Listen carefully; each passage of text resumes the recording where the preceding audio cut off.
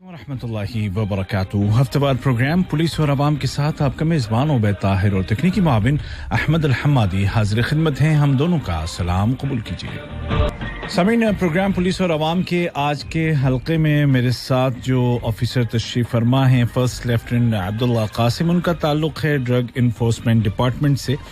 और ये जो डायरेक्टरेट है ड्रग इन्फोर्समेंट का, इसके अंडर एक ज़ैली इदारा है जिसको हम कहते हैं कि department for studies and international affairs, यानी कि बैनुल अक़वामी उमूर और स्टडीज़ का ये इदारा। और इस इदारे के ज़ैल में एक और सेक्शन है जो कि मीडिया का है, अवेयरनेस का है। और इसी सेक्शन से हमारे साथ फर्स्ट लेफ्टिनेंट अब्दुल्ला कासिम मौजूद हैं, जिनसे हम आज के प्रोग्राम में बातचीत करेंगे। हम समझने की कोशिश करेंगे कि ड्रग्स क्या हैं, नशावर अशिया कौन कौन सी होती हैं और कतरी कानून में उनकी सज़ा क्या है, और किस तरह से हम पता लगा सकते हैं कि मुमकिना तौर पर हमारे घर का कोई फ़र्द तो इसका शिकार नहीं हुआ है, यानी कि उसकी अलामतें क्या हो सकती हैं।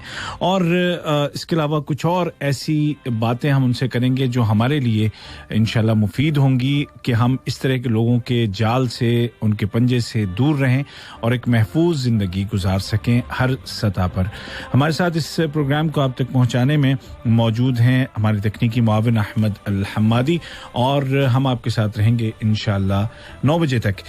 सबसे पहले हम उनका इस्तकबाल करते हैं। यसअदनी अन नरहब बिसियादत अल-मुलाज़िम अव्वल अब्दुल्ला कासिम मिन अल-इदारा अल-आम्मा लिमुकाफ़हत अल-मुख़द्दरात इदारत अद-दरासात वश-शुऊन अद-दुवलिया ضابط قسم الإعلام والتوعية। مرحبا سيادة الملازم أول عبد الله في إذاعة الأردو. مرحبا فيك أستاذ عبيد، ومرحبا بجمهور المستمعين في إذاعة الأردو. سعيد بهذه المقابلة وتجدد لقائي معكم مرة أخرى. يا مرحبا بك سيادة الملازم، نورتنا. ويعني بداية نريد أن نعرف ما هي المخدرات، يعني ممكن تعرف لنا المخدرات حسب ما جاء في القانون القطري. نعم، تعريف المخدرات أخذ تعريف كثيرة طبعا، في تعريف الدولي وفي تعريف الفقهاء القانونيين والدوليين، وكذلك في تعريف لكل جهة وكل منطقة بحسب نظرتها إلى مادة المخدر. طبعا في تعريف المخدرات الاجتماعية، وتعريف المخدرات من ناحية اقتصادية، وتعريف المخدرات من ناحية صحية، وتعريف المخدرات من ناحية شرعية. ولكن هناك تعريف عام وجامع وللمخدرات، وهو كل مثبط أو مخدر للجسم ومذهب للعقل ومشوش له، ويسبب غياب في الوعي، ويترك آثار صحية ونفسية سلبية، ويترك كذلك عادة الإدمان.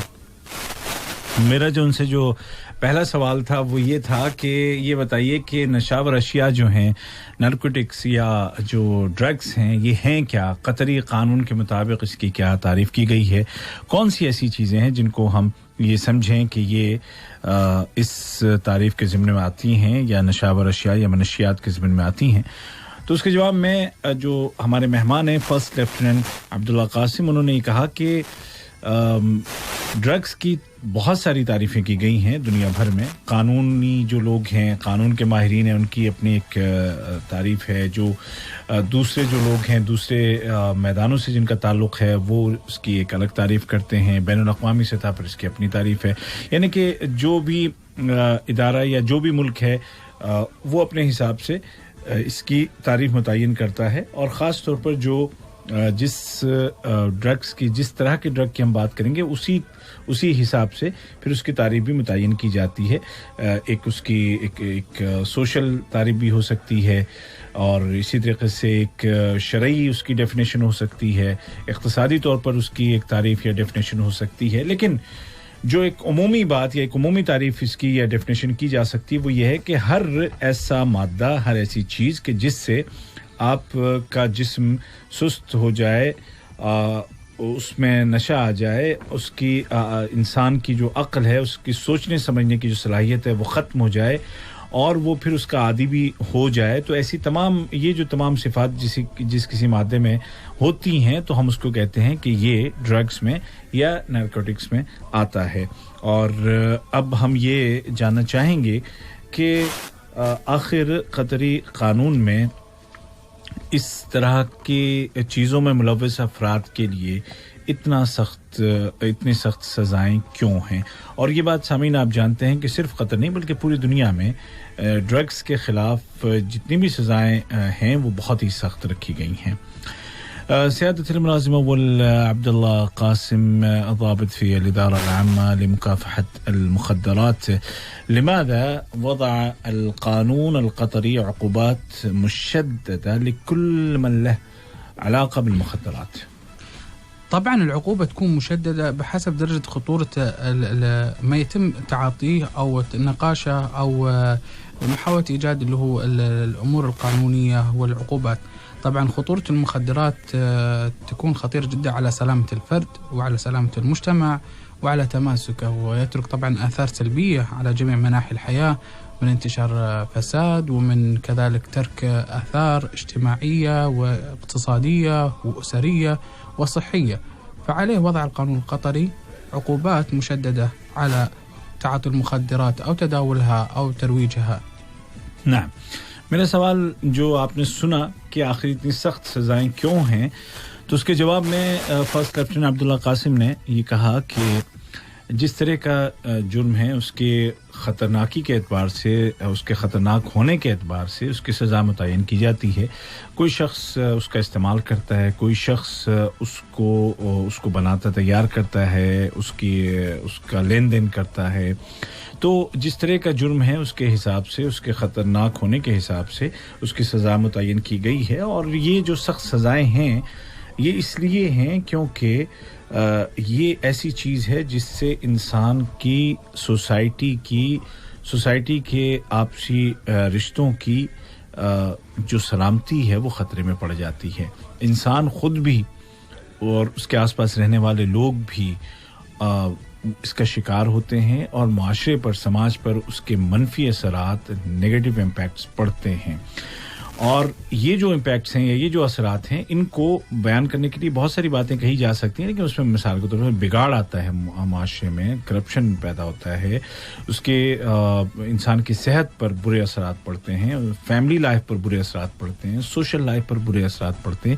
مطلب جدھر سے بھی، جس طرف سے بھی سوچیں تو اچھا کچھ نہیں ہے، سب کچھ برا ہے، لہٰذا اس کی سزا بھی اتنی ہی سخت رکھی گئی ہے تاکہ جو اس طرح کے لوگ ہیں ان کو روکا جا سکے اور ان کا سدباب کیا جا سکے۔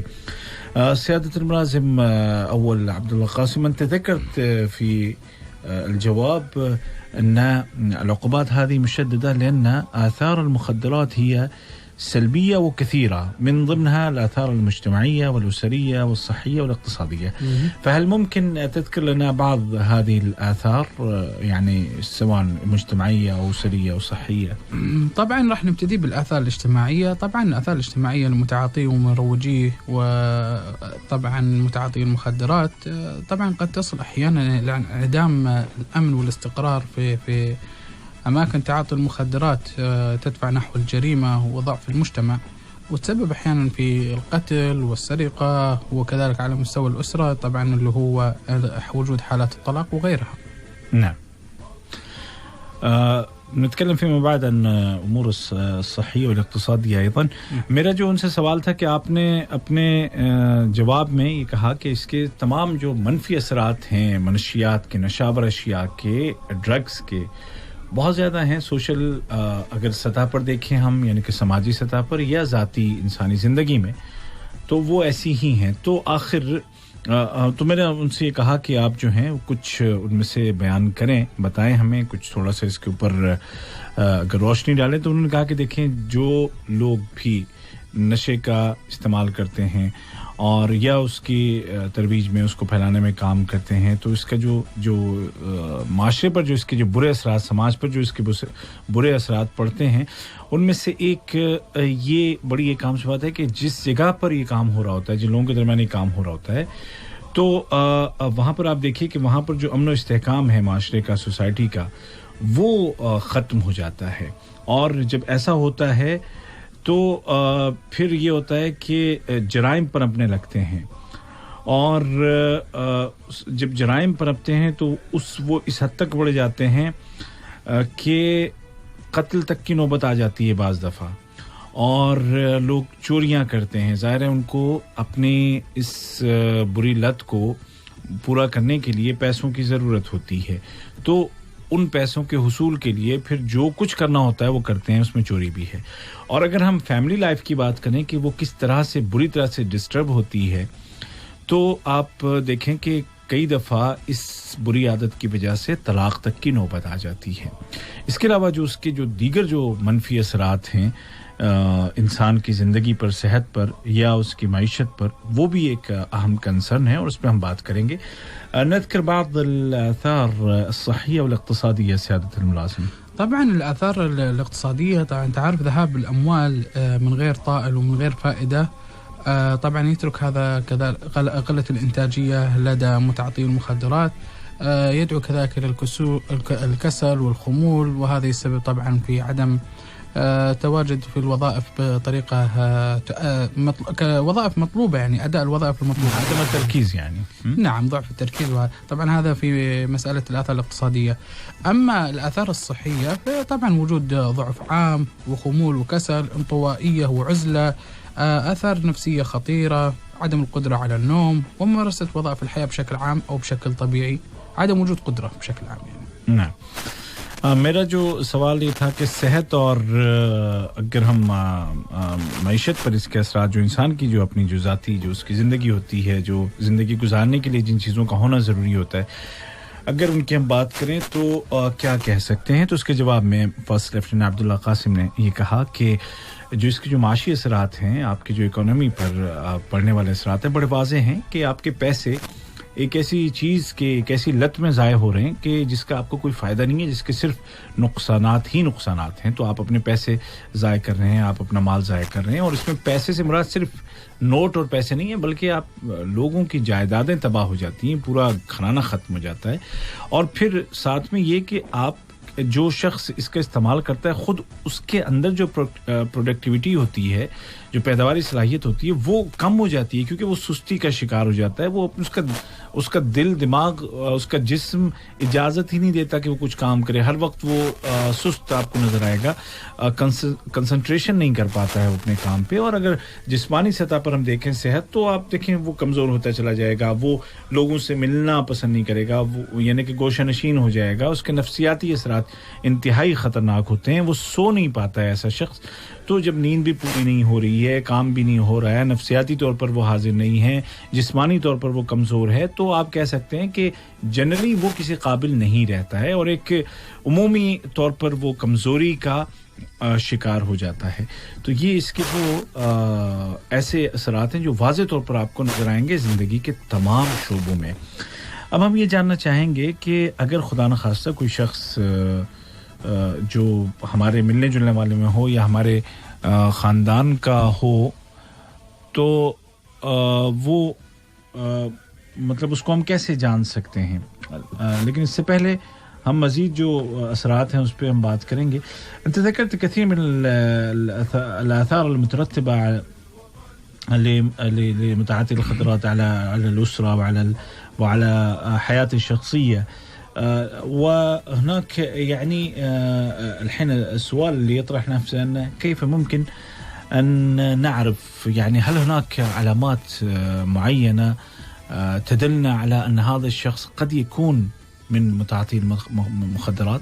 طبعا في علامات بارزة وواضحة لمتعاطي المخدرات, مثل وجود الانطوائية والعزلة, الخوف من مواجهة التجمعات الاجتماعية والتواجد في المناسبات العامة, وجود ضعف عام وشحوب وتغير في شكل وضع الوجه الطبيعي, كذلك حالة من التشتت في الذهن والتفكير والكلام, السهر الطويل, والخروج أو التواجد في أماكن غريبة.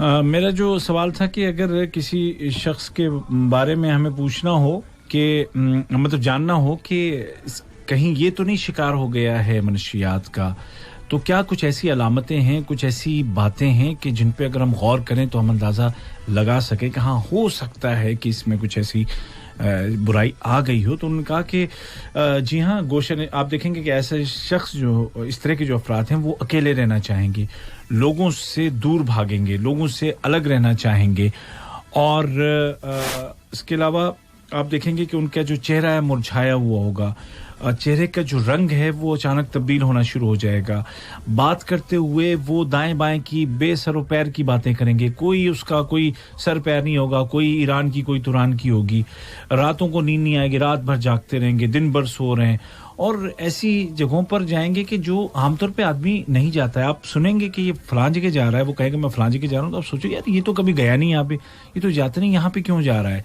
तो इस तरह की जो अलामतें हैं उनसे आप अंदाज़ा लगा सकते हैं। और इसके अलावा जो मज़ीद जो इसके जो ऐसे शख्स के जो उसकी ज़िंदगी और उसकी सादत के असरात उसकी फैमिली लाइफ पर पड़ते हैं वो कहीं ज़्यादा हैं, और मेरा जी चाह रहा है कि इसको हम इस पर और बात करें थोड़ी सी, ताकि अल्लाह ना करे अगर कोई इस तरह का बंदा हो हमारे आसपास तो हमें उसका अंदाज़ा हो। सियादत मुलाज़िम अब्दुल्ला कासिम ضابط في الإدارة العامة لمكافحة المخدرات، أنت ذكرت آنفا الآثار الأسرية والاجتماعية والصحية وما زلنا في نفس المجال، فيعني هل هناك آثار أسرية أخرى إضافية تود أن يعني تعرفنا عليها؟ نعم، في آثار أسرية مثل وجود حالات الطلاق وضياع الأسرة، نجد تشتت في الأبناء، طبعا يكون المتعاطي قدوة سيئة داخل المنزل، توجه الأبناء نحو الانحراف السلوكي والنفسي، والآثار المدمرة طبعا للأطفال وللزوجة وللأب وللأسرة اللي هي اللبنة الأولى من المجتمع. نعم. اچھا جی، فیملی لائف پر جو اس کے جو اثرات جس پہ ہم نے ذکر کیا کہ طلاق کے واقعات ہو جاتے ہیں، ظاہر ایسے شخص کے ساتھ کون سی خاتون رہنا چاہے گی، تو پورا جو ایک فیملی انسٹیٹیوشن ہے وہ پورا تباہ ہو جاتا ہے، ختم ہو جاتا ہے۔ اور ایسے شخص کے جو بچے ہوتے ہیں ان کو بھی آپ دیکھیں کہ ان کی جو شخصیت ہے بڑی کمزور سی ہوتی ہے، ان میں جو ترکیز کی یا جو کنسنٹریشن کی صلاحیت ہوتی ہے وہ بہت کم ہوتی ہے، کیونکہ انہوں نے ایک ایسے باپ کو دیکھا ہے جو کہ کسی بھی طرح آئیڈیل نہیں ہے، ایک ورسٹ آئیڈیل آپ اس کو کہہ سکتے ہیں جو ان کے گھر میں ہے۔ لہٰذا بچوں کے اندر کیا ہوتا ہے کہ اس کے اثرات آتے ہیں اور وہ اخلاقی طور پر وہ ڈی ٹریک ہو جاتے ہیں، وہ صحیح راستے سے اتر جاتے ہیں، تو یہ اس کے بڑے واضح اثرات ہیں۔ من هنا بسألك سيادة الملازم عن أهمية الترابط الأسري سواء على مستوى الأطفال أو المراهقين أو الكبار يعني. نعم، كلما زاد طبعا ترابط الأواصر بين الأسرة كلما انعكس ذلك على نفسية وعقلية وتوجه الأبناء إلى الحياة واندفاعهم نحوها بشكل إيجابي.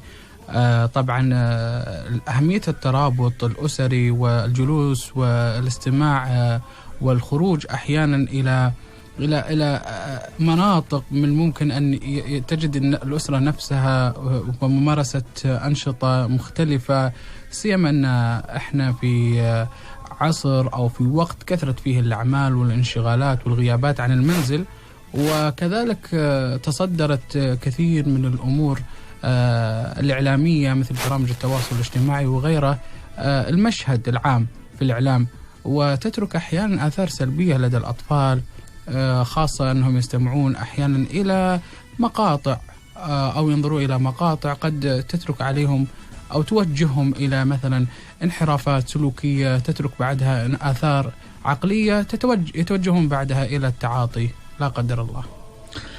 میرا ان سے یہاں پر یہ سوال تھا کہ یہیں سے ہم یہ بات کرنا چاہتے ہیں کہ فیملی میں جو بانڈنگ ہوتی ہے ریلیشنز کی ان بٹوین وہ کس قدر اہم ہے، چاہے ہم بچوں کی بات کریں، چاہے ہم ٹین ایجرز کی بات کریں، یا ایون جو ایڈلٹس ہیں بڑے ان کی بات کریں، کہ آپس میں یہ جو فیملی بانڈنگ ہوتی ہے یہ کس قدر ضروری ہے اور اس کی کیا اہمیت ہے، کیونکہ یہ جو فیملی بانڈنگ ہے یہ ہمیں بہت ساری پریشانیوں سے بچاتی ہے، چاہے وہ اخلاقی پریشانیاں ہوں اور چاہے وہ دیگر باہر کی پریشانیاں ہوں۔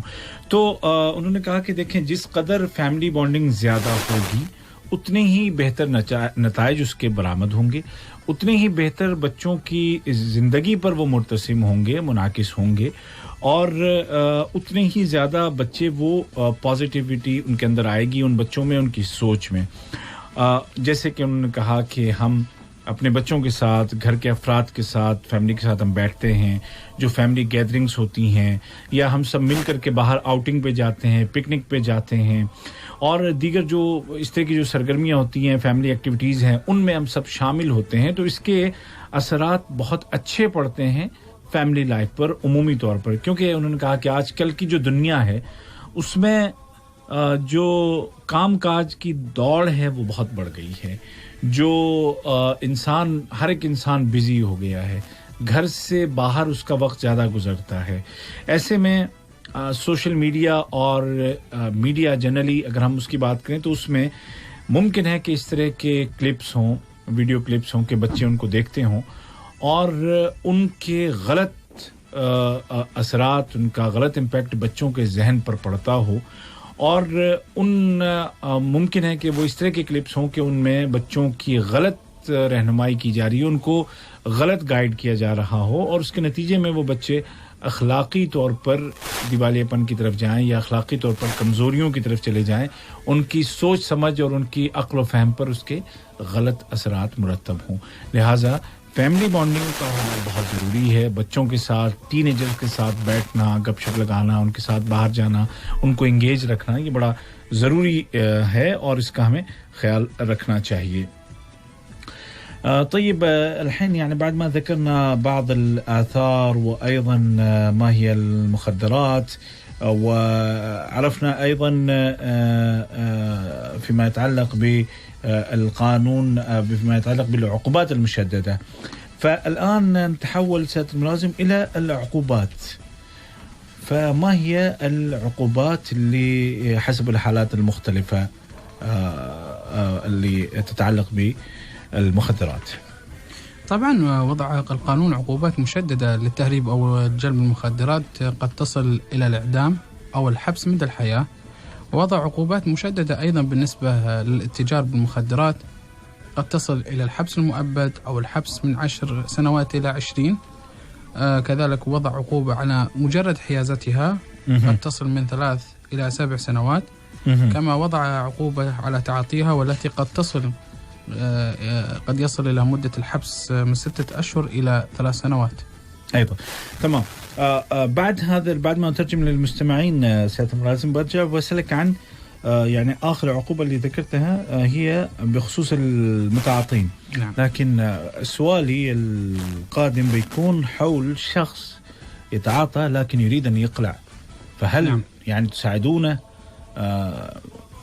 يعني تساعدون هذا الشخص هناك نعم كل من قدم نفسه إلى الجهات المعنية وأقر بتعاطيه أو ما شابه وأراد العلاج نحن نقوم بمساعدته ونضمن له السرية التامة والكاملة ونضمن له تقديم كذلك المشورة والنصح والعلاج وكل ما يستلزم كذلك قد تصل إلى رفع العقوبة تمام میرا جو سوال تھا یہ کہ ہم نے جو ہے وہ ڈرگس کی تعریف سن لی جان لی قانون میں اس کی سخت سزائیں ہیں وہ بھی ہم نے جان لیا اس کے جو برے منفی اثرات انسان کی زندگی پر اس کی فیملی لائف پر پڑتے ہیں وہ سب بھی ہم نے جان لی تو اب یہ بتائیے گا کہ یہ سزائیں ہے کیا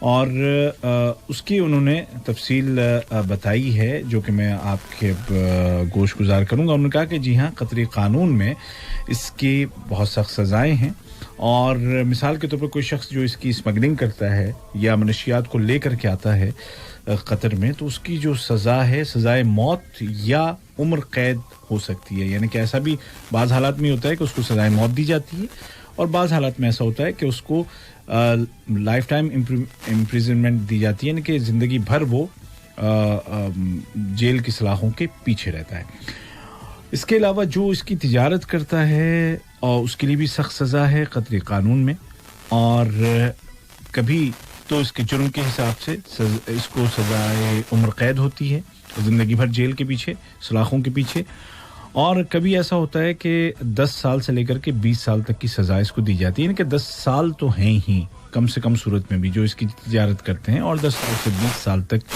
سزا ہو سکتی ہے اب ایک شخص ہے کہ جو جس کے پاس سے یہ نشاور اشیاء ملی ہیں, ڈرگز ملے ہیں, یعنی اس کے پاس موجود ہے, تجارت کی نیت اس کی نہیں ہے, لیکن اس کے پاس سے ملا ہے, تو بھی 3 سال سے 7 سال تک کی سزا اس کو دی جا سکتی ہے قطری قانون کے مطابق.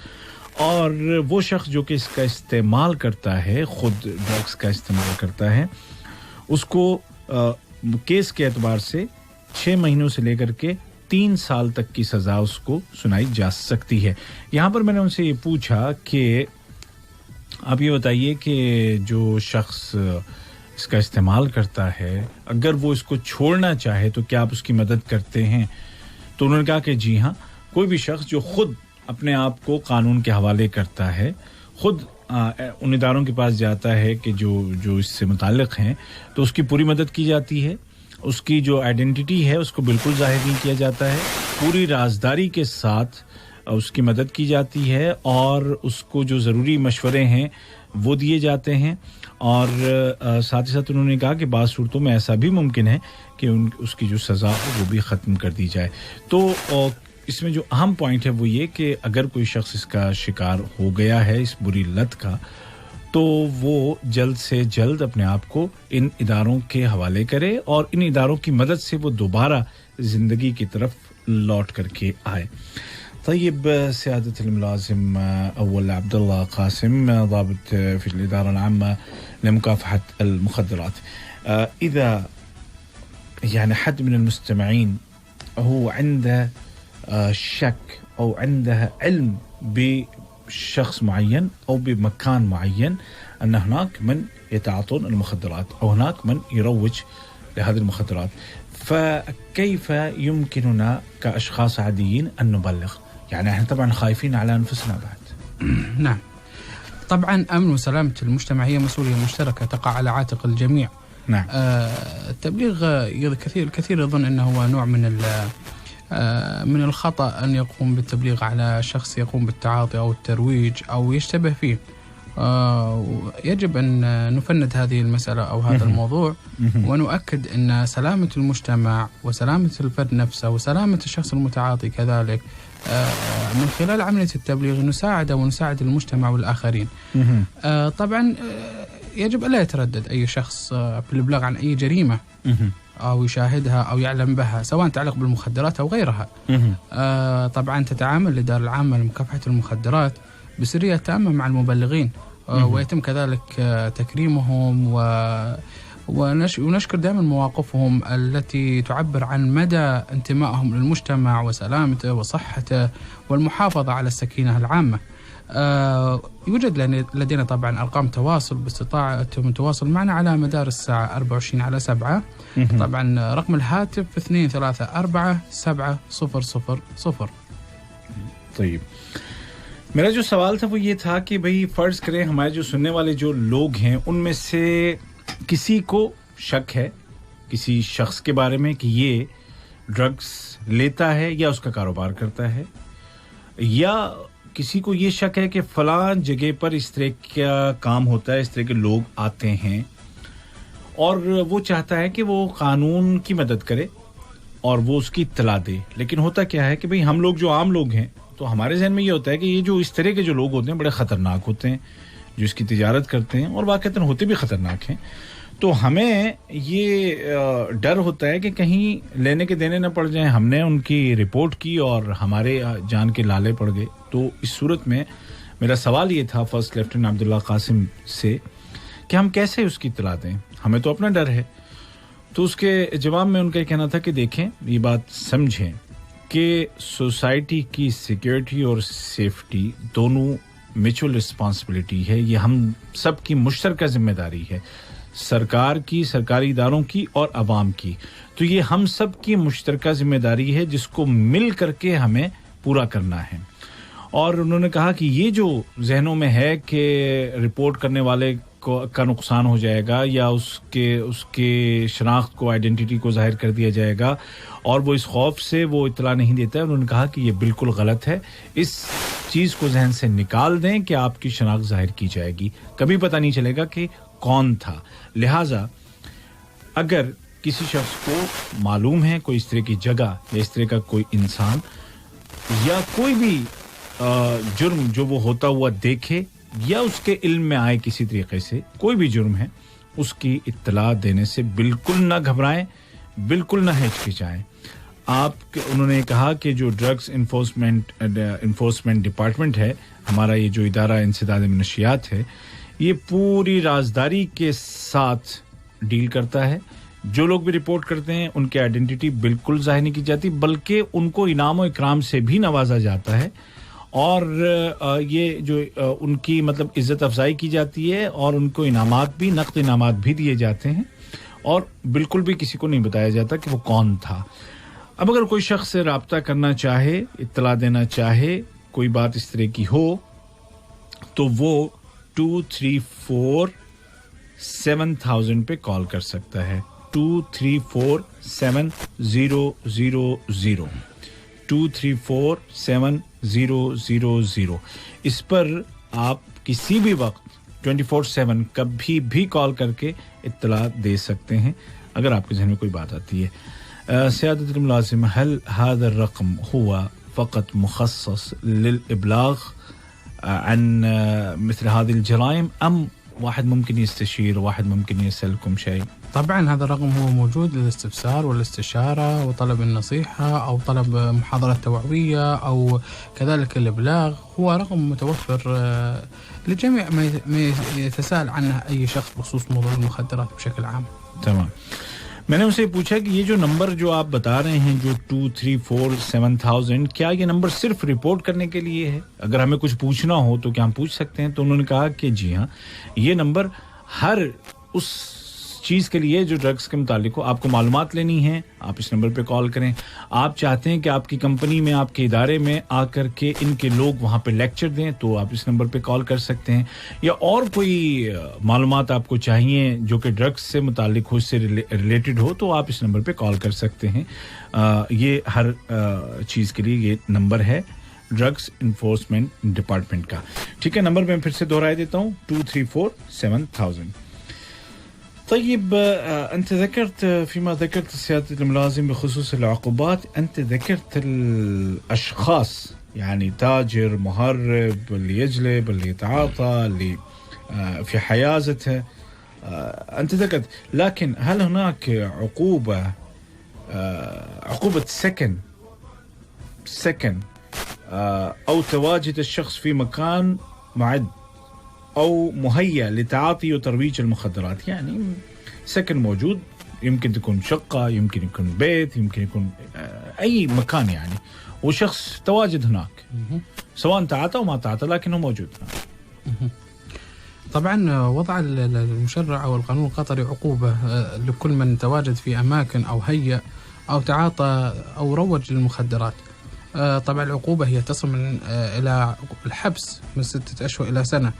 وطبعا انت عارف لأن المخدرات لها آثار ذكرناها سابقا أو في بداية حديثنا اليوم, طبعا لها مؤثرات العقلية الخطيرة والآثار السلبية سواء على المستوى الاجتماعي والاقتصادي أو الفردي أو الأسري. فعليه هو ترك إلى حد ما خطر قائم حوله وحول الآخرين. فعملية الإبلاغ تساهم من الحد من خطورة سواء من يتعاطى أو يروج أو يعد مكان أو يهيئ لمثل هذه الأفعال التي تضر المجتمع وسلامته. يعني هل إذا كان مثلا شخص هناك موجود لكن يعني ماذا يقول القانون للشخص لا يعلم بذلك؟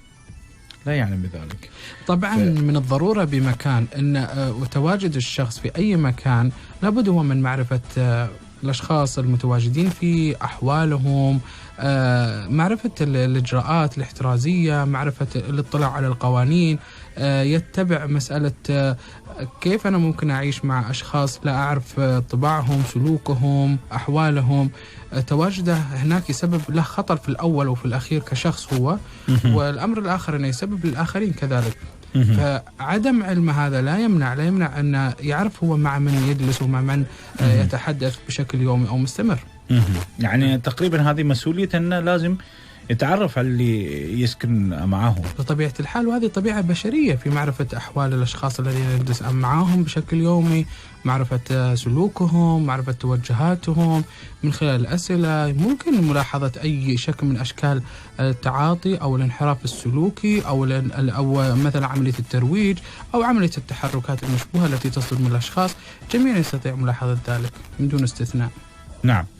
میرا جو سوال تھا وہ یہ تھا کہ اس سے پہلے جتنی بھی ہم نے سزائیں جن کا تذکرہ کیا ہے وہ تمام کی تمام افراد کے لیے ہیں کہ کوئی شخص اس کی تجارت کر رہا ہے، اسمگلنگ کر رہا ہے، خود استعمال کر رہا ہے، تو ان تمام کے لیے تو آپ نے جو سزائیں ہیں وہ ہمیں بتا دی ہیں. لیکن ایک جگہ ہے کوئی جہاں پر کہ اس طرح کا کام ہوتا ہے.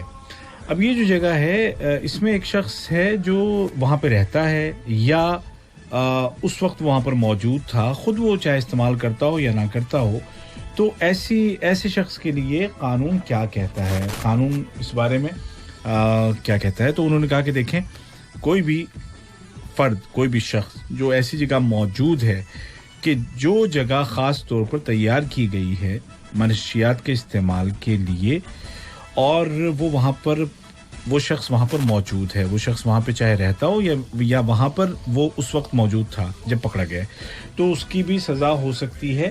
اور یہ سزا انہوں نے کہا کہ 6 مہینے سے لے کر کے 1 سال تک ہو سکتی ہے. تو میں نے کہا کہ بھی ایک شخص ہے، اگر اس کو پتہ ہی نہیں ہے کہ وہاں پہ ہو کیا رہا تھا تو اس صورت میں کیا ہوگا. تو انہوں نے کہا کہ ایسا ممکن کیسے ہو سکتا ہے. بھئی آپ جب کہیں رہتے ہیں تو ایسا تو نہیں ہو سکتا کہ آپ سر اٹھا کے جا کے کہیں پر بھی رہنا شروع کر دیں گے. ظاہر ہے جہاں آپ رہیں گے تو وہاں پر آپ جو لوگ رہنے والے ہیں ان کے معاملے ان پر غور ان سے پوچھیں گے کہ بھئی وہ کون ہیں، کیا کرتے ہیں، کہاں کے ہیں، کس طرح کی ایکٹیویٹیز ہیں ان کی. اور ان کا کہ یہ ایک نارمل انسان کی جو فطرت ہے وہ ہے کہ وہ اپنے آس پاس رہنے والوں کو جاننا چاہتا ہے. اور ایسا نہیں ہے کہ آپ کہیں پر بھی جا کر کے رہنا آپ شروع کر دیتے ہیں، بلکہ پہلے آپ واقفیت حاصل کرتے ہیں اس جگہ کے بارے میں بھی اور ان افراد کے بارے میں بھی کہ جو وہاں پر رہنے والے ہیں. تو یہ کہنا کہ ہمیں پتہ نہیں تھا یا یہ کہنا کہ ہمیں اندازہ نہیں تھا، یہ ذرا سی بات دل کو لگتی نہیں ہے. اور اس لیے سامعین، یہ میں آپ سے کہنا چاہوں گا یا میں آپ کو مشورہ دینا چاہوں گا کہ جب آپ کسی جگہ پر رہتے ہیں، خاص طور پر ایسے ڈیرے، ایسے اکوموڈیشنز، ایسے کیمپس کے جہاں پر بہت سارے لوگ رہتے ہیں، بہت سے بیک گراؤنڈ کے لوگ رہتے ہیں، اور آپ کو ایک سیٹ چاہیے کہ وہاں پر آپ رہنا چاہتے ہیں، یا آپ کو وہاں پہ ایک روم چاہیے اور وہاں پر بہت سارے رومز ہیں، تو آپ پہلے ان کے بارے میں مکمل معلومات حاصل کریں. صرف سستا دیکھ کر کے کہیں نہ چلے جائیں بلکہ سیفٹی دیکھ کر کے جائیں. آپ سب سے پہلے اپنے آپ کو سیکیور کریں، اپنے آپ کو محفوظ بنائیں اور اس کے بعد کسی جگہ کا انتخاب کریں، کیونکہ بعد میں پچھتانے سے کچھ نہیں ہوگا. پہلے آپ وہ تمام امور جو کہ اس طرح کے معاملات میں ضروری ہیں ان کا خیال کریں. الحين ننتقل سيادة الملازم عبد الله قاسم، ننتقل إلى أمر آخر، وهذا الأمر جدا مهم لأن الجاليات الموجودة في قطر من دول مختلفة، وبالذات نحن نخاطب الجاليات الآسيوية التي تسمعنا وتتابعنا. هذه الجاليات يعني نذكر بعض الدول مثلا الهند، الباكستان، النيبال، سريلانكا، بنغلاديش. قد تكون الثقافة اللي هناك غير عن الثقافة القطرية، قد تكون القوانين الموجودة في هذه الدول غير عن القوانين الموجودة في دولة قطر. كثير منهم يعني هم جداد، يعني أول مرة جايين قطر لطلب الرزق. فبماذا تنصح للقادمين من هذه الدول فيما يتعلق بالمخدرات حتى لا يقعوا تحت طائلة القانون القطري؟ نعم، كل وافد أو قادم مثل ما ذكرت أنت لعملية العمل أو غيره، نعم، يجب عليه أولا وأخيرا الاطلاع على القوانين والإجراءات والعقوبات والأشياء التي تستلزم وجودك في أي مكان في العالم، الاطلاع عليها ومعرفتها حتى لا تقع تحت أي مساءلة أو أي عقوبة أو أي مثلا جرم أنت لا تعلم ماهيته، ولكن يفترض على كل شخص معرفة هذا في المقام الأول. أما بالنسبة للنصائح للجاليات، احنا دائما نوجه لهم ونذكرهم عدم حمل أغراض الآخرين، والسبب في ذلك أنها قد تكون تحتوي على محتويات ممنوعة، غير قانونية، غير متداولة، لا تسمح الدولة بمرورها، فيتحمل هو مسؤولية ذلك تماما كونه يحملها. بطبيعة الحال كل من يحمل سوف يقوم بالإنكار، يعني سواء كان يحملها بطريقة صحيحة أو غير صحيحة، ولكن في الأول وفي الأخير هو الشخص ذاته، يعني هو يستطيع من يقرر مثل هذا الموضوع. نقطة ثانية، بعض المواد المخدرة قد يكون مسموح فعلا مثل ما ذكرت أنت من بلاد الوافد، ولكن هي محظورة في دولة قطر لاعتبارات اجتماعية واقتصادية وآثار أسرية وكذلك دينية وعرفية، يعني مسائل الدول تتعلق أو تكون معلقة بطبيعة المجتمع وتوجهه والأمور التي يعني يعرفها المستمع الكريم. نعم. كذلك يجب عليه في حال وجوده هو الابتعاد عن الأماكن المشبوهة أو التي تسبب الشبهات حوله وتثيرها. لا يمنع هذا طبعا في حال أن شك أو شاهد أو أمر مريب أو أي جريمة، فمثل ما ذكرنا الأمن مسؤولية مشتركة، عليه الإبلاغ أو التوجه إلى أقرب مركز أمني. ونحن نعلم أن تعاطي المخدرات أمر جدا مضر ومدمر لحياة الشخص، يجعله في نهاية المطاف شخص عديم القيمة وعديم الكفاءة وعدم قبوله داخل المجتمع. نعم. ونقطة أخيرة نأكد عليها دائما على مستوى الكبار والصغار، قل لي من تصاحب أقول لك من أنت، فعليك الابتعاد عن أصدقاء السوء الذين من الممكن أن يتركوا لك عنوان سيء. نعم. میرا جو سوال تھا اپنے مہمان فرسٹ لیفٹیننٹ عبداللہ قاسم سے وہ یہ تھا کہ دیکھیں ہم جن لوگوں کو اس وقت مخاطب کر رہے ہیں، مطلب جو ہمیں سن رہے ہیں، ان کا تعلق ایشیائی ملکوں سے ہے، اور خاص طور پر ہم اگر بات کریں تو ہندوستان، پاکستان، نیپال، بنگلہ دیش، سری لنکا، ان ملکوں سے ہے، اور ان ملکوں سے بڑی تعداد یہاں پر قطر میں آتی ہے اور وہ یہاں پر اپنے کام کاج کے سلسلے میں ہوتے ہیں. اب ان ملکوں کا جو کلچر ہے وہ مختلف ہے قطر سے، ان ملکوں کے قوانین قطری قوانین سے مختلف ہیں. تو ایسی صورت میں ایسا ممکن ہے کہ کچھ چیزیں وہاں پر ان ملکوں میں سے کسی ملک میں صحیح سمجھی جاتی ہوں لیکن قطر میں ان کو غلط سمجھا جاتا ہے. تو آپ ایسے کیا مشورے ہمارے سننے والوں کو دیں گے تاکہ وہ ان چیزوں سے دور رہیں اور قطری قانون کی پکڑ سے محفوظ رہیں؟ تو اس کے جواب میں فرسٹ لیفٹیننٹ عبداللہ قاسم نے کہا کہ جی ہاں بالکل، یہ بات بالکل صحیح ہے کہ ملکوں کی جو ثقافتیں ہیں، قوانین ہیں، الگ الگ ہوتے ہیں، اور ایسا ممکن ہے کہ بعض ملکوں میں کچھ چیزوں کی اجازت ہو جو کہ یہاں پہ قطر میں جن کی اجازت نہیں ہے. تو پہلا جو مشورہ تھا ان کا، پہلی جو ہدایت وہ یہ کہ جب آپ سفر کر رہے ہیں تو کسی دوسرے کا سامان آپ نہ لیں، کیونکہ آپ کو نہیں پتا کہ اس سامان کے اندر پیک کر کے آپ کو کیا دیا جا رہا ہے. آپ کو پتا ہونا چاہیے کہ آپ کو جو سامان دیا جا رہا ہے وہ کیا ہے. بغیر جانے کسی کا سامان مت لیجئے، کیونکہ آپ کے پاس سے کوئی سامان ملے گا تو اس کے ذمہ دار آپ ہوں گے. ہو سکتا ہے وہ جو سامان آپ لا رہے ہیں وہاں پر آپ کے ملک میں وہ عام ہو اور اس پہ کوئی پکڑ نہ ہو، لیکن قطر میں وہ منع ہے. اب یہاں آپ پکڑے جائیں گے تو اس کی جو سزا بھی ہوگی یا اس کے جو بھی آگے جو کارروائی ہوگی وہ آپ کے خلاف ہوگی. آپ یہ کہہ کر نہیں بچ سکتے کہ مجھے تو کسی نے دیا تھا. اور انہوں نے جو آفیسر ہیں عبداللہ قاسم، انہوں نے یہ بھی کہا کہ بھئی جو بھی پکڑا جاتا ہے وہ انکار کرتا ہے، وہ کہتے ہیں یہ میرا نہیں ہے، مجھے فلاں نے دیا تھا. تو کہتے ہیں یہ ایک نارمل، سبھی یہی کہتے ہیں. ہو سکتا ہے آپ صحیح بھی کہہ رہے ہوں لیکن قانونی طور پر آپ کے پاس سے ایک سامان ملا ہے، آپ اس کے ذمہ دار ہیں.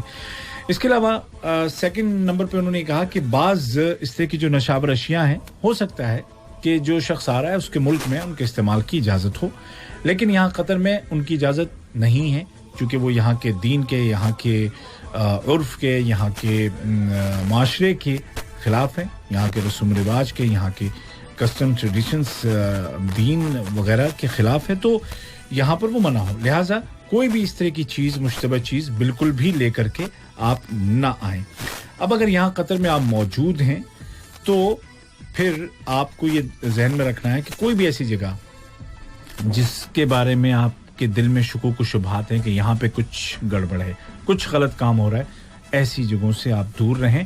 اور اگر آپ کے جو شک ہے بڑھتا ہے تو آپ اس کی اطلاع دیں, یا اگر کوئی جرم واقعتاً ایسا ہو رہا ہے تو آپ اس کی فوراً اطلاع دیں, کیونکہ جیسے کہ ہم نے پہلے بھی کہا کہ سیکیورٹی اینڈ سیفٹی یہ ہماری میوچول رسپانسبلٹی ہے, ہم سب کی مشترکہ ذمہ داری ہے. کچھ آپ کریں گے, کچھ قانون کے ادارے کریں گے, مل جل کر کے معاشرے کو محفوظ رکھنا ہے. اور یہ ہم جانتے ہیں کہ منشیات کا استعمال زندگی کو تباہ کر دیتا ہے, جو اور اس پہ ہم نے تفصیل سے ابھی ہم نے پروگرام میں ہماری گفتگو آپ نے سنی کہ اس کے جو انسان کی پرسنل لائف پہ, اس کی ہیلتھ پر, اس کی سوشل لائف پر, اس کی فیملی لائف پر, اس کی پروفیشنل لائف پر کتنے برے اور خطرناک اثرات ہیں. ہم نے تفصیل سے اس پہ بات کی, اور ایک آخری پوائنٹ انہوں نے کہا کہ ہمیشہ برے لوگوں سے, بری صحبت سے دور رہیں, اور اس پر انہوں نے عربی میں اس کہاوت کو بھی بیان کیا جو کہ ہم بھی اردو میں کہتے ہیں کہ آپ کا پتہ آپ کے دوستوں سے چلتا ہے. تو اچھے دوست اختیار کریں, اچھے لوگوں کے ساتھ رہیں, برے لوگوں سے دور رہیں. طيب سيادة الملازم أول عبد الله قاسم ضابط في الإدارة العامة لمكافحة المخدرات, أنت ذكرت أن عدم حمل أي أغراض وأي مواد مخدرة عند السفر أو عند الدخول عند القدوم إلى دولة قطر, لكن شخص هو يأخذ دواء عنده علاج, نعم, إنزين, وهذا الدواء قد يكون يعني دواء مخدر, نعم, لكن هو محتاج له, نعم. هل بإمكان هذا الشخص أن يجلب مثل هذه الأدوية, وإذا كان بالإمكان فكيف يعني؟ طبعا عملية جلب الأدوية التي تسبب حالة من التخدير أو ما شابه هي وصفات طبية, فعليه إحضار ما يثبت ذلك وإبرازها عند وصوله مباشرة إلى رجال الأمن أو المختصين, وعدم إخفائها حتى يتم الاستيضاح من أمره. وطبعا إذا لم تكن لديه وصفة طبية فالأفضل عدم جلبها, وهو الأصح طبعا. عند وصوله من الممكن مراجعة مؤسسة حمد الطبية والتي توفر مشكورة العلاج وجميع الاحتياجات من أدوية يحتاجها المرضى موجودة داخل وزارة الصحة ومراكز الصحة الأولية. يستطيع الاستفسار عنها من خلال التواصل معهم عن طريق أرقام هواتفهم أو عن طريق الإيميل أو عن طريق الدخول إلى المواقع التي تبين الأدوية الممنوعة والتي تحتاج إلى وصفة طبية تدل على أن هذا الشخص يقوم بأخذها لأغراض وأهداف طبية. مواقعكم يعني تقصد؟ مواقع الميزان, وزارة الصحة أو وزارة الداخلية, أو الاتصال حتى هاتفيا أو عن طريق الإيميل أو السؤال في السفارات الموجودة في الخارج. نعم. میرا سوال یہ تھا کہ آپ نے بھی ذکر کیا کہ جو بھی اس طرح کی نشاور اشیاء ہیں ان کو نہیں لا سکتے. ہم نے مان لیا نہیں لا سکتے, بھائی ٹھیک ہے, لیکن اب ایک شخص ہے, مریض ہے, اس کی دوائیں اس طرح کی ہیں کہ جس کے اندر نشہ ہے, مطلب وہ دوائیں ایسی ہیں کہ جو جسم کو سن کر دیتی ہیں, اس طرح کی دوائیں ہوتی ہیں, اور اس کو وہ استعمال کر رہا ہے. اب کیا وہ شخص لا سکتا ہے اس طرح کی دوائیں اپنے ساتھ, اور اگر لا سکتا ہے تو اس کے لیے کیا شرائط ہیں؟ تو انہوں نے کہا کہ دیکھیں, جو اس طرح کی جو دوائیں ہیں اور یقیناً ہوتی ہیں, تو اگر کوئی شخص اس کے علاج میں یہ چیزیں شامل ہیں, اس کے ڈوز ہے یہ, تو وہ جب لے کے آ رہا ہوگا تو اس کے ساتھ ایک اس کا جو میڈیکل ڈسکرپشن ہے ڈاکٹر کا, ہاسپٹل کا, رجسٹرڈ ہاسپٹل کا, رجسٹرڈ کلینک کا, وہ ہونا چاہیے. اور جیسے ہی وہ یہاں پر پہنچتا ہے تو جو سیکیورٹی کے جو افراد ہیں, جو کسٹم پہ یا اس سے پہلے کے جو سیکیورٹی کے جو بھی لوگ ہیں ایئرپورٹ پہ یا جہاں سے بھی وہ آ رہا ہے, ان کو وہ خود نکال کر کے وہ دوائیں بھی دکھائے اور وہ جو نسخہ ہے ساتھ میں وہ بھی دکھائے. اس کو چھپانے کی کوشش نہ کرے, کیونکہ اگر چھپانے کی کوشش کی اور وہاں پہ جو آفیسرز ہیں انہوں نے اپنی تلاش کے دوران اس کو برآمد کیا تو پھر صورتحال اچھی نہیں ہوگی. یہ بات میں اپنی طرف سے وضاحت کے لیے کہہ رہا ہوں. تو اس لیے جب بھی آئیں تو پہلے آپ وہ نسخہ اور وہ جو دوائیں ہیں وہ سب کچھ نکال کر کے ان کو دکھا دیں. لیکن اگر آپ کے پاس ایسا نسخہ نہیں ہے, میڈیکل ڈسکرپشن نہیں ہے ڈاکٹر کی, ہاسپٹل کی, تو پھر انہوں نے کہا کہ وہ دوائیں لے کر کے مت آئے.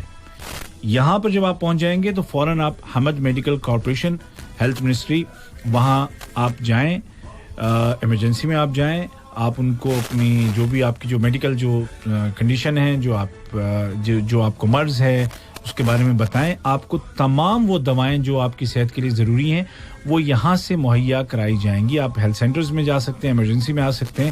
آپ کو وہ تمام چیزیں جو آپ کی صحت کو برقرار رکھنے کے لیے ضروری ہیں وہ گورنمنٹ کی طرف سے فراہم کی جائیں گی. اب سوال یہ ہے کہ بھئی کون سی دوائیں یہاں لانا منع ہیں, آپ نہیں لا سکتے, تو اس کی جو تفصیلات ہے وہ آپ حاصل کر سکتے ہیں. چاہے آپ almizan.qa پہ چلے جائیں جو سرکاری ویب سائٹ ہے, یا آپ جو ہیلتھ منسٹری کی ویب سائٹ ہے اس سے آپ معلومات کر لیں, یا آپ ای میل کے ذریعے سے آپ معلومات کر لیں. جو MOI کی ویب سائٹ پہ آپ جائیں گے تو وہاں جا کر کے آپ کوئری میں آپ ای میل بھیج سکتے ہیں اور وہ آپ کو ان دواؤں کی تفصیلات مل جائے گی. یا آپ جس ملک سے آ رہے ہیں وہاں پر جو قطر کی جو ایمبیسی ہے اس سے آپ رابطہ کریں اور وہ آپ کو بتا دیں گے کہ آپ قطر کیا لے کے جا سکتے ہو, کیا لے کے نہیں جا سکتے ہو. لیکن بہر صورت یہ چیزیں جو ہیں وہ ہمیشہ ذہن میں رکھنی چاہیے. یہ آسان نہیں ہے, زندگی کا سوال ہے. تو ایسا نہ ہو کہ ایک ہلکی سی لاپرواہی سے آپ کے زندگی کے کئی سال خراب ہو جائیں اور سلاخوں کے پیچھے گزر جائیں, جس میں کئی دفعہ ممکن ہے کہ آپ کی کوئی غلطی بھی نہ ہو. اور وہ غلطی میں اشارہ کرنا چاہ رہا ہوں اس بات کی طرف جو ہم نے ابھی ذکر کی تھی کہ کسی اور کا سامان لے کر کے نہ آئے. آپ کی غلطی نہیں تھی, آپ کا کزن تھا, آپ کے گاؤں کا تھا, آپ کے شہر کا تھا, آپ کے استاد کا تھا, فلاں تھا اور آپ لے آئے سامان. پتہ چلا کہ وہ اس میں ڈرگز تھے. آپ کی کوئی غلطی نہیں تھی, آپ نے سامان پہنچانے کی ایک نیک کوشش کی تھی, لیکن اس کے بدلے میں آپ 2 سال 3 سال 4 سال 10 سال آپ جیل میں چلے گئے. تو اس سے بچنے کے لیے یہ جو بات ہلکی سی لگ رہی ہے اس کو ذہن میں اٹھا لیجئے. ایسا نہیں کرنا ہے. کوئی بھی سامان لیں تو اس کا بالکل ایک چیز کا, اور میں آپ کو اپنی ذاتی بات بتاتا ہوں کہ میرے اگر کبھی اس طرح کا ہوتا ہے, چاہے وہاں سے آتے ہوئے چاہے یہاں سے جاتے ہوئے کوئی مجھے کچھ دیتا ہے, اگر کوئی ہمارے اس کا ہے تو میں کھلواتا ہوں اس پورے پیکٹ کو, سامنے ایک چیز دیکھتا ہوں کہ کیا ہے. تو یہ بہت ضروری ہے. اور ایک اب تھوڑا سا وقت ہمارے پاس 5-6 منٹ اور ہیں, اور ان میں ایک آخری سوال میں ان سے پوچھ لیتا ہوں, اور وہ یہ ہے کہ جو ایڈکشن ہے, ڈرگز کا جو انسان عادی ہو جاتا ہے, تو ایسے کون سے اسباب ہیں جو بالآخر انسان کو ایڈکٹ بنا دیتے ہیں, اس کے بغیر رہ ہی نہیں سکتا ہے. سیادة الملازم ملازم أول عبد الله قاسم ضابط في الإدارة العامة لمكافحة المخدرات. باقي معنا تقريبا 5 دقائق, وتقريبا يعني قبل ما نختم البرنامج أريد أن نتعرج على الأسباب التي تؤدي إلى حالة الإدمان. طبعا الأسباب كثيرة, لكن احنا ممكن نذكر أهم النقاط وأهم الأمور التي تسبب الإدمان. طبعا ظروف أحيانا هي اجتماعية وأسرية, وأحيانا تكون فردية كذلك. طبعا الحصول أو طلب الحصول على اللذة والمتعة, وتكون متعة وهمية وقتية, هذا يسبب كذلك إلى الإدمان. الهروب أو من الضغوطات الحياة أو وجود ضعف في الشخصية كذلك تؤدي إلى حالة الإدمان. ضعف الوازع الديني والترابط الاجتماعي وأواصر الأسرة, هذا كذلك يؤدي إلى التوجه إلى الإدمان. طبعا القدوة السيئة كذلك, القدوات السيئة بشكل عام من مؤثرين أو شخصيات عامة كذلك قد تؤدي إلى أسباب الإدمان. الصحبة السيئة تؤدي إلى الإدمان. نعم. على هذا الأساس دائما نحن نحرص على الوالدين معرفة الأبناء, ذهابهم وقدومهم وأصدقائهم والجلوس معهم مع أبنائهم ومع أصدقاء أبنائهم كذلك, والتعرف عليهم وخلق علاقات ممتازة لمعرفة نوعية الأشخاص الذين يقوم باختيارهم, اختيار الأبناء للأصحاب. طبعا نعم. طبعا الإدمان إحدى الوالدين يسبب كذلك. القسوة الزائدة أو التدليل المفسد أحيانا يسبب إلى توجه إلى الإدمان. التساهل أحيانا في استخدام العقاقير المخدرة, ومثل ما ذكرت لك في نقاط كثيرة, ولكن هذا أبرزها وفي مجملها. نعم. جو سوال میرا تھا کہ ایڈکشن کیسے پیدا ہو جاتا ہے انسان میں, اس کے کیا کیا اسباب ہیں اس طرف جانے کے, تو انہوں نے کہا کہ بہت سارے اسباب ہیں, بہت سارے ریزنز ہیں, کچھ کا ہم تذکرہ کریں گے. انہوں نے کہا کہ کبھی تو اس طرح کے جو فیملی کے اس طرح کے حالات بن جاتے ہیں, کبھی ذاتی طور پر اس انسان کے اس طرح کے حالات بن جاتے ہیں جو اس کو ایڈکشن کی طرف دھکیل دیتے ہیں. اس کے علاوہ انہوں نے کہا کہ کئی دفعہ جو ہے وہ ایک انسان اس فرضی لذت کے پیچھے بھاگتا ہے, اس وہم کے پیچھے بھاگتا ہے کہ بڑا مزہ آ رہا ہے جی, اوہو جنت میں پہنچ گئے, اور کبھی اس کا سبب ہوتا ہے کہ انسان زندگی کے جو مطالبات ہیں, حالات ہیں, اس سے بھاگنا چاہتا ہے, اور اس کی شخصیت کمزور ہوتی ہے, ان کا سامنا نہیں کر سکتا ہے, تو زندگی سے بھاگنے کے لیے وہ ان چیزوں کا سہارا لیتا ہے. پھر یہ کہ انسان کے اندر جو ایک دینی پختگی ہے وہ کم ہوتی ہے, جو فیملی بانڈنگ ہے وہ کم ہوتی ہے, وہ اکیلا خود کو محسوس کرتا ہے. پھر ایک سبب یہ ہو سکتا ہے کہ اس کے جو آئیڈیلز ہیں وہ برے لوگ ہیں. مطلب اب یہ آپ دیکھیں کہ آپ کے ہیرو کون ہیں, ایک بڑا سوال ہے, اس پہ بہرحال ابھی وقت نہیں ہے کہ اس پہ بات کی جائے, لیکن جن کو ہم سوشل انفلوئنسرز کہتے ہیں, چاہے وہ سوشل میڈیا کے ہوں چاہے وہ دوسرے ہوں, کہ جن کو ہم اپنا آئیڈیل مانتے ہیں, وہ کون لوگ ہیں, اور خاص طور پر ہمارے بچوں کے آئیڈیلز کون ہیں, اس کا دھیان رکھنا بڑا ضروری ہے. بری صحبت, برا ساتھ اگر ہے تو اس کے نتیجے میں بھی ایڈکشن ہو سکتا ہے, اس کے نتیجے میں آپ غلط طرف جا سکتے ہیں. اور یہاں پر انہوں نے کہا کہ والدین کے لیے, پیرنٹس کے لیے یہ جاننا بہت ضروری ہے کہ ان کے بچوں کے دوست کون ہیں, ان کے بیٹے کا دوست کون ہے, ان کی بیٹی کی سہیلیاں کس طرح کی ہیں, اور ان سہیلیوں سے یا ان دوستوں سے بچوں کے, ان کے ساتھ ملنا, ان کے ساتھ بیٹھنا, ان کے بارے میں جاننا, یہ بڑا ضروری ہے پیرنٹس کے لیے. اور اگر خود پیرنٹس اس طرح کا کچھ کام کرتے ہوں, نشہ آور اشیاء استعمال کرتے ہوں, ظاہر ہے کہ بچوں پر بھی وہی ہونے والا ہے. پھر ایک اور چیز انہوں نے کہا کہ کئی دفعہ اگر آپ ضرورت سے زیادہ سختی کریں گے ٹین ایجرز کے ساتھ تو وہ اس طرف غلط راستے کی طرف جا سکتے ہیں, اور ضرورت سے زیادہ پیار کریں گے تو بڑی میانہ روی سے چلنا ہے آپ کو, نہ بہت زیادہ ڈانٹ ڈپٹ ہر طرح کی اور بہت زیادہ, اور نہ ہی بہت زیادہ پیار, ان کو ایک بیلنس کے ساتھ چلنا ہے.